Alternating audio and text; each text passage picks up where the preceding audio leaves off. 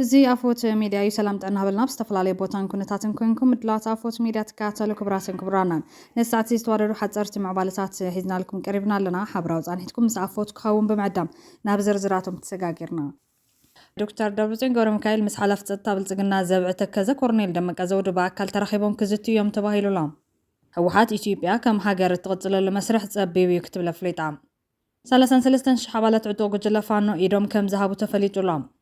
بخالي زينا أمريكا قد يرسراكة العلب زو سنة اللغة نوكيلات قدامي منستر أبي أحمدن بريزيدنت سياسة فوركان باكال بمرخاب عرقنا مجمار قطورة كم زحزت تفليت اللام سراوي السودان مسعطوغات واب تدقافا ريسيف دحر زكايد وقا بتغادو بيتيبيا توسخت بوتاتات مليسو كم ستوغات زارت حبيرو الله نزياتهم كالو تقدست معبالتاتن كدست سيو عفوت ميديا الساعات مسانة نحوم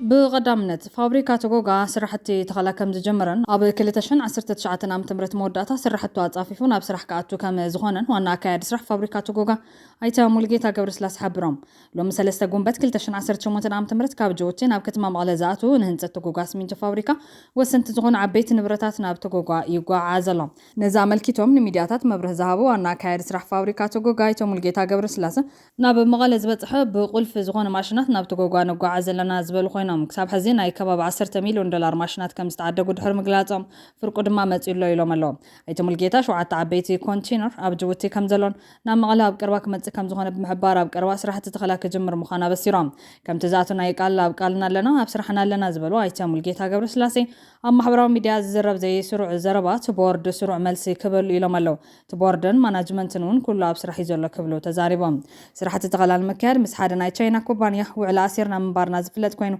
كساب حزر ما بوعلنا مسرتا اب سرح علنا يلوم منقدي عم مصراق مبراهتا متاو ماي متاون كالوت حزب زطاو مسرحتا مسرح لنا زبلو تومانا مكياد سرح بزحزنايت المسرت نسرح لنا اينا كبلو مبرهيو ملو اموداتا دما ايتا مولغيتا ناي كحسا غداي مسرت لمعات دالخه ناي مهاب ناي منغست سرحي نيرو كوين غن مس زلو خناتات كحسا تخفيلو امر دابصحنا اينا كاب حز كغاطمنا زخل عنكفات فاينانسيو نعود ما ناي اكسيون مشطا زحل زبل خناتات سلازلو ناي بانك لغح بروسس جميرنا لنا هنصات سرحت توغوغا دما ب 2019 عام تمرت موداتا كطناقا يكبلو ملختهم ما محلالفهم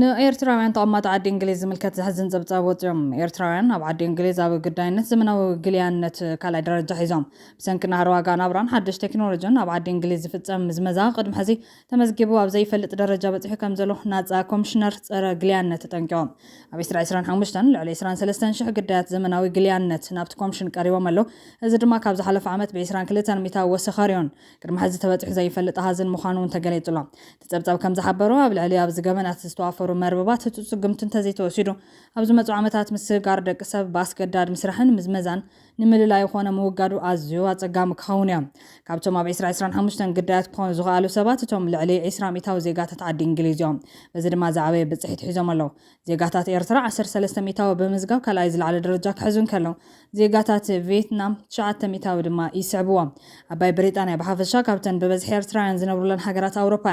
ዝሐሸ ሽቕለትን ዕድላትን ንምርካብ ኢሎም ካብ ዝመርጽዎን ሓንቲ ድማ ዓዲ እንግሊዝ እያ ኣብ ዝቐረባ እዋናት ብፍላይ ካብ ካልኦት ሃገራት ኣውሮፓን ከይተረፈ ባናሹ ጀለው መትረብ እንግሊዝ ሰጊሮም ብበዝሕን ኣብቲ ሃገር ከኣቱ ተራእዮም እዮም ፀብጻብ ሕጊ ዘመናዊ ግልያነት ኣብ ግብሪ ካብ ዝውዕል ድሕሪ 10 ዓመታት ዝወፁ ኮይኑ ምዝመዛ ብኸመይ ይምዕብል ከም ዘሎ ንምትንታን ኣብ ልዕሊ 50 ትካላት መርትዖ ተታኪቡሎ ነዚ ወሰኺ ዝደፋፉ ሰለስተ ቀንዲ ረቑሒታት ከም ዘለው ፀብጻብ ይሕብር ናሃር ዋጋታት ናብራ ዕዳን ውሕስነት ዘይብሉ ስራሕን እዮም ኣብ መላእ ዓለም ዘሎ ግጭታትን ምዝንባል ህዝብን ነቶም ናብ ከምዚ ተግባራት ተቓልዕቲ ዝኾኑ ሰባት ብኣሰጋገርቲ ንክምዝመዙ መንገዲ ይጸርጋሎም ኣሎ كنتاو بالحن ديجيتالاዊ መድረኻትን ነቶም ኣሰጋገርቲ ደቂ ሰብ ብሰፊሑ ደረጃ ግዳያትን ክረኽቡ ከዳልውን ክቋፀሩን ዝለዓለ ዕድል ንሃቦም ይርከብ ኣብ ጥቅምቲ 2023 ኮሚሽነር ፀረ ግልያነት ኮይኑ ዝተመዘዘ ኤልኖር ሊዮንስ እቲ ፀብጻብ ምዝመዛ ውሽጢ ዓዲ እንግሊዝን ዘለው ሰባት ብኸመይ ብዝለዓለ ደረጃ ይፀልዎም ከም ዘሎ ዘጉልህ ምዃኑ ገሊጻ እቲ ዝኸፍአ መልክዕ ምዝመዛ ኣብዚ ሃገር እናስፋሕፍሐ ይኸይድ ኣሎ ካብቲ ንሕና ንምግጣሙ ንገብሮ ንላዕሊ ድማ ይምዕብል ኣሎ ሕዚ ስጉምቲ እንተዘይወሲድና ብዝባሰ መጠን ክላባዓይ ክትብል ተዛሪባ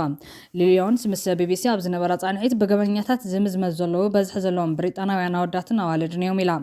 ገበነኛታት ኣብ ናይ ቪድዮ ጾታታት ብዘሎ ናይ ዕላል ማለት እውን ቻት ኣገልግሎት ተጠቂሞም እሙናት ሰባት ብምሳል ናይ ጾታታት መለለይ ብምዕዳግን ነቶም ቆልዑ መጻወዲኦም ኢሎም የትዎም ከም ዘሎ ሓቢራ እዚ ነቶም ቆልዑን ኣብ ምዝመዛ ቅድሚ ምስጋሮም ዝገብርዎ ምዃኑ ገሊጻላ ሊዮንስ ከም ዝገለጸቶ ኣወዳት መብዛሕትኡ ግዜ ብገበናዊ መንገዲ ብዕፀ ፋረስ ይምዝመዙ ኣዋልድ ድማ ብዝያዳ ጾታዊ ምዝመዛ የጋጥመን ኣሎ እዚ ኣብ ዝሓለፈ 5 ዓመታት ብልዕሊ 50 ሚታ ወሲኹሎ ኣብ ንኡስ ዕድመ ኣብ ዘለው ድማ ብበዝሒ ይፍጸመሉ ክትብል ኣብርሃ ይኹን እምበር ቆልዑ ይኹን ዓበይቲ ጸገም ከይመጾም ብምስካ ዘጋጥሞም ነገር ንሰባት ንምንጋር ከም ዝፈርሑ ገሊጻላ እዚ ኣብ ርሑቕ ዝስግር ባሕሪ ጥራሕ ዝፍጸም ይመስለና ነይሩ ድሕሪ ምባል ኣብ መላእ ዓዲ እንግሊዝ ይፍጸም ከም ዘሎ ፍሊጣ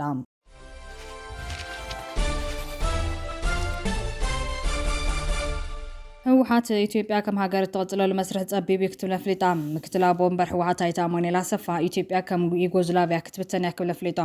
ኣይተ አማኑኤል አሰፋ ነቲ ምፍራስ ዩጎዝላቪያ ዝገልጽ ጽሑፍ ደጊመ የንብቦ ኣለኹ ኢሎም ምክትል ቦምበር ህወሓት ኣይተ አማኑኤል አሰፋ ኣብ ጽሑፉ ለዓይነት ተማሳልነት ኣለዎ በማል ኣስዒቡ ድማ ብዛዕባ ህልው ኩነታት ኢትዮጵያ እናስተንተንኩ ነቲ ምፍራስ ዩጎዝላቪያ ዝገልጽ ጽሑፍ ደጊመ የንብቦ ነይረ ትነዊሕ መስርሕ ምፍራስ ዩጎዝላቪያ ድማ ምስ ገለ ኩነታት ኢትዮጵያ ዝመሳሰሉ ዝመስል ነይሩ ይብል ኣይተ አማኑኤል ነዝሃቦ መግለጺ ከም መርትዖ ጠቂሱ ክልተን ሃገራት በብሄር በቋንቋ በሃይማኖት በፖለቲካን መንነትን ከም ዝመሳሰላ ዩጎዝላቪያ ቅድሚ ዮሴፍ ቲቶ ምስ ኢትዮጵያ ቅድሚ መለስ ዜናዊ ከም ዝነበረት ዩጎዝላቪያ በመሪሕነት ቲቶን ኢትዮጵያ ኣብ ትሕቲ መሪሕነት መለስን ሓደ ምዃናን ድሕሪ ሞት ቲቶ ኣብ ዩጎዝላቪያ ዘጋጠመ ቅልውላዋት ምስ ድሕሪ ሞት መለስ ዜናዊ ኣብ ኢትዮጵያ ዘጋጠመ ቅልውላው ዝመሳሰል ምዃኖም ኣብ ዩጎዝላቪያ ዝተፈጸሙ ከባቢታት መዳጎን ማዕስከራት ዓሌታዊ ጽሬት ዓመፅን ካልኦትን ምስ ናይ ኢትዮጵያ ዝመሳሰሉ ምዃኖም ኣብ ክልተን ሃገራት ዘለዋ ዞባታት ቁጠባ ምዝመዛን ሸለልትነትን ተማሳሰሉ ምዃኖም ከምኡውን ኢትዮጵያ ኣብ ፕሪቶሪያ ኣብ ዩጎዝላቪያ ስምምዕነት ዳይነት ኣብ ግብሪ ዘይምውዓል ብድሆ ከም ዝገጠማ እውን ይገልጽ ኣይተ አማኑኤል ኣስዒቡ ኣብ ኢትዮጵያ ደማዊ ምብስታን ዩጎዝላቪያ ክኽሰት ዘሎ ተኽእሎ እናወሰኸ ይኸይድ ከም ዘሎ ገሊጹ ኣሎ ኣብ መደምደምታ ልዕሊ 100 ሚልዮን ህዝቢ ዝነብረሉ ሃገር ዳግማይ ከም ዝኣምሰለ ዘሕዝን ትራጀዲ ከየጋጥማ እንከሎ ስለምንታይ እዩ ማሕበረሰብ ዓለም ስቕ ክብል ዝደሊ ክብል ሕቶ ኣሚጡ ኣይተ አማኑኤል አሰፋ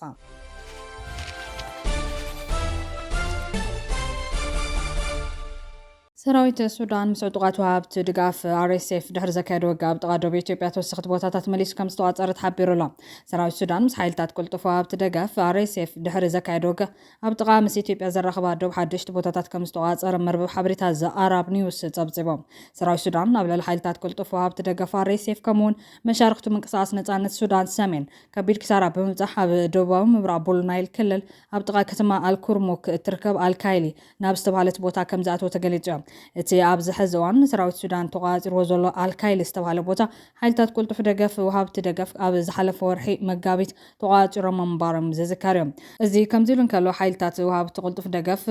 ሰራዊት ሱዳን ኣብ ክልል ደቡብ ኮርዶፋን ብዘካየደ ደብዳብ ድሮን 15 ንጹሃን ሰባት ቀቲሉ ይክብሉ ከሰም እዮም መጥቃዕቲ ኣብ ልዕሊ ምዕራብ ኮርዶፋን ኣብ ጽርግያ አቡ ዛባድ ኣብ ልዕሊ 37 ንጹሃን ዜጋታት ጽዕና እናተጓዓዘት ዝነበረት ተሽከርካሪት ከም ዝተፈጸመ ዝተሓበረ ኮይኖም ካብዚኦም እቶም 15 ሞቱ ካልኦት ቁጥሮም ዘይተገለጸ ሰባት ድማ ከም ዝቆሰሉ ተሓቢሩ እዮም ፀብጻብ ውድብ ሕቡራት መንግስታት ከም ዘመላኽቶ ድማ ኣብ ሱዳን ይካየድ ብዘሎ ኩናት ሕድሕድ ካብ ዝሓለፈ ወርሒ ጥሪ ጀሚሩ ክልቲኦም ሓይልታት ብዝፍጽሞ ደብዳብ ድሮን 700 ንጹሃን ዜጋታት ከም ዝተቐተሉ የመልክት 4 ዓመት መሊኦ ዘሎ ኩናት ሕድሕድ ሱዳን ሕዚ እውን ተጋዲዱ እናቐጸለ ዘሎ እንትኸውን ሰራዊት ሱዳን ኣብ ጥቃ ደቡብ ኢትዮጵያ ግዛት መሊሱ ከም ዝተዋፀረ እናተገለጸሉ ዘሎ ኣብ ሰሙን ምስ መንግስቲ ኢትዮጵያ ናብ ውጥጣት ኢሉ ኣብ ዘሎ እዋን እዮም ሱዳን ኣብ ሰሙን ኣብ ኢትዮጵያ ዝነበረ ኣምባሳደራት ፀውዕት እንትትከውን እዚ ድማ ብድሕሪ ሓይልታት ቁልጡፍ ወሃብቲ ደገፍ ዝፍጽምዎም ደብዳባት ድሮን ኢድ ኢትዮጵያ ኣሎ ብዝብል እዮም ሱዳን ካብዚ ብተወሳኺ ሰራዊታ ናብ ደቡባት ኢትዮጵያ ዝጸጋዕት እንትትከውን ነዚ ገብረ መልሲ ከም እትምግላጽ እውን ዝካርዮ ሕዚ እውን እቲ ሓደ ዝኾነ ቦታ እንትምንጥል መሊሱና መንጠላ ኣብ ቀጻሊ ብረታዊ ጎንፂ ዘላ ሱዳን ዛጌድ ብሰንኪ ዝኹናት ሕድሕድ ካብ 150,000 ክሳብ 400,000 ዝበጽሑ ንጹሃን ዜጋታት ከም ዝተቐተሉ ዝግለጽ እንትኾን ካብ 12 ክሳብ 13 ሚልዮን ዝኸውን ህዝቢ ተመዛቢሉ ኣስታት 25 ሚልዮን ህዝቢ ሱዳን ድማ ንጥሜት ተሳጢሑ ከም ዝርከብ ጸብጻባት ይሕብሮም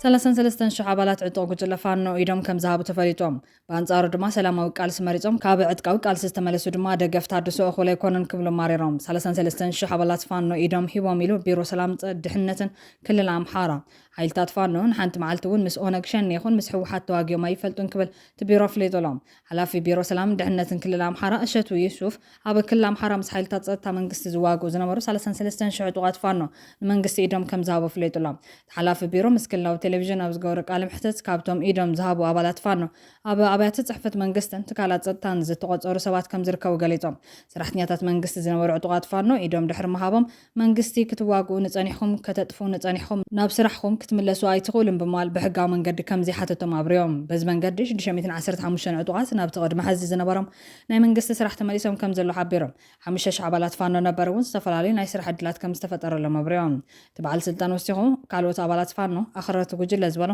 ኣብ ትካላት ፀጥታ ተመዲቦም ተልእኾታት ክመርሑ ይምደቡ ከም ዘሎ ሓቢሮም ሓላፊ ቢሮ ሰላም ፀጥታን ትኽልል ኣብ ዝሃቦ መብርሂ ሓይልታት ፋኖ ምስ ሕወሓት ይኹን ምስ ኦነግ ሸኔ ተዋጊኦም ኣይፈልጡን የግዳስ መሻርክቲ እዮም ብምባል ብዛዕባ ርክብ ሰለስቲኦም ሓይልታት ተዛሪቦም በአንጻሩ ሰላማዊ ቃልሲ መሪፆም ካብ ዕጥቃዊ ቃልሲ ዝተመለሱ ድማ ደገፍ ተሃድሶ እኹል ኣይኮነን ክብሎም ማሪሮም ኣመራርሓ ጉጅለ ዕጡቕ ፋኖ ኣምሓራ ኣብ ክልል ኣምሓራ ዝካየድ ዘሎ ዕጥቃዊ ቃልሲ ራሕሪሖም ናብ ሰላማዊ ቃልሲ ዝተፀንበሩ ሓይልታት ዝወሃብ ዘሎ ተሃድሶ ስልጠናን ካሊእ ድጋፍን እኹል ከም ዘይኮነ ገሊፆም እቲ ንምፍታሕ ኣፅዋርን ምሕዋይን ዝወሃብ ስልጠናን ካሊእ ደገፍን እኹል ከም ዘይኮነ ዝገለፀ እቲ በዓል ስልጣንን ተወሓደ ን9 መዓልትታት ክወሃብ ዝነበሮ ስልጠና ካብ 1 ክሳብ 2 ሰሙን ከም ዝወሃብ ገሊፆም እቲ መስርሕ ክሓልፍ ዝውዕል ዘሎ ሓይሊ ኣብ ውግእ ስለ ዝነበረ ሞራላዊ ድጋፍ እውን ከም ዘሎ እቲ ድጋፍ ኣብ መኸተ ሓይሊ ጥራሕ ዝተሓፀረ ክኸውን ከም ዘይብሉ ኣብ መኸተ ልዑል ዋጋ ዘኸፈለ ሕብረተሰብ እውን ኣካል ስለ ዝኾነ ክሕወስ ከም ዘለዎ ኣመልኪቶም ገለ ኣብ ዕጥቃዊ ቃልሲ ዝሳተፉ ሓይልታት እውን ቁጠባዊ ፀገማት ከም ምክንያት ቆፂሮም ናብ ጫካ ከም ዝኣትዉ ከም ዝጠቐሶን ነዚ ፀገማት እዚ ምስ ህላዊ ሕቶታት ብሓባር ከም ዘቕርቡን ገሊጹሎም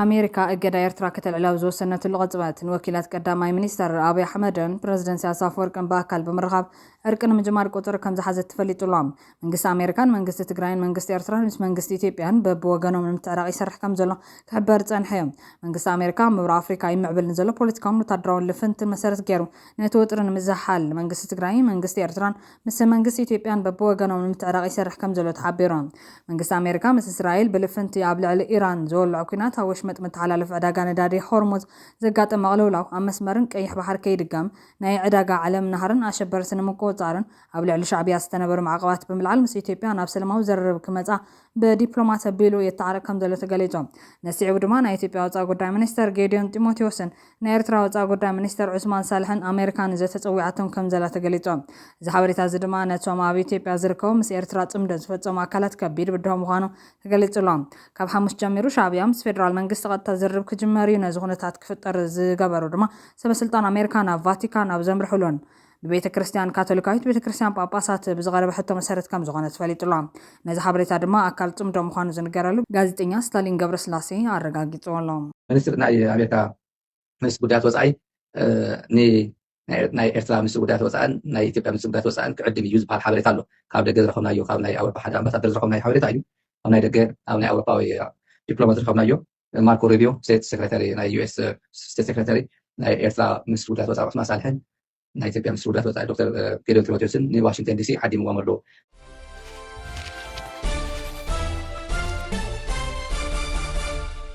ዶክተር ደብረጽዮን ገብረሚካኤል ምስ ሓላፊ ፀጥታ ብልጽግና ዘብዕ ተከዘ ኮርኔል ደመቀ ዘውዱ በአካል ተራኺቦም ክዝትዮም ተባሂሉሎም ዶክተር ደብረጽዮን ገብረሚካኤል ምስ ትግራዋይ ሓላፊ ፀጥታ ብልጽግና ዘብዕ ተከዘ ኮርኔል ደመቀ በፍሉይ ርክብ ክፍጽሙን ክዝትዩን ይግባእ ተባሂሎም ሓበሬታ ዛሃቡ ኣብ ምዕራብ ትግራይ ዝርከቡ ተወለድቲ ወልቃይት ከም ዝሓበርዎ ኮርኔል ደመቀ ብናይ ውልቀ ድሌትን በቲ ቅድሚ ኩናት ብዝነበሩ ናይ መሬት ሕርሻ ሕቶ ኢንቨስትመንት ኣኽሮምቢጡ ሕቶ መንነት ምስ ዝሓተቱ ተጸንቢሩ ብህልኽ ዘይመንነት ተቐቢሉ ኣብ ልዕሊ ህዝቢ ትግራይ ምስ ኣምሓራን ብልጽግናን ኦሮሞ ኮይኑ ማልያ ዘይብሉ ግፍዕ ዝፈጸመ ኮርኔል ደመቀ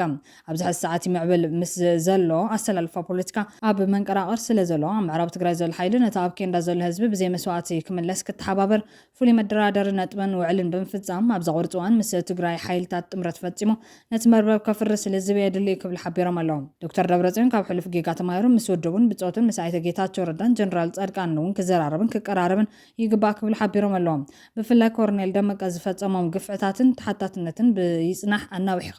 ነታ ምዕራብ ትግራይ ዝዓረደ ሰራዊት ብልጽግና ኦሮሞ ንምፍራስ ፍሉይ ልዝብን ሜላን የድሊ ክብሉ ሓቢሮም ዝሓለፈ ጌጋ ብይጽናሕ ተወንዚፉ ክንፍጽም ዶ ሰሜን ኢትዮጵያ ብምጥንኻር ነታ ምዕራብ ትግራይ ዓሪዶ ዘሎ ብኣምሓራን ዘብዕ ተከዘን ዝተዓሰበ ሰራዊት ብምፍራስ ብዘይ መስዋዕቲ መሬትን ተመዛበልትን ንምምላስ ዘይተለመደ ፖለቲካዊ ምትዕጻፍን ርክብን የድሊ ክብሉ እታ ምንጭታት ገሊፆም ኣለዉ كبراتنا كبران بيت صبافوت ميدا نسعتي استوردو حصرت معبالتات نزياتهم يمثلوا نيرم سلتسنا مكتالكم نمسكن كبرت يابلنا ابزطل بخالوت حدش معبالتات كنغانينا لايك شير سبسكرايب مقبار بيت صبافوت ميدا خونو سسناين منا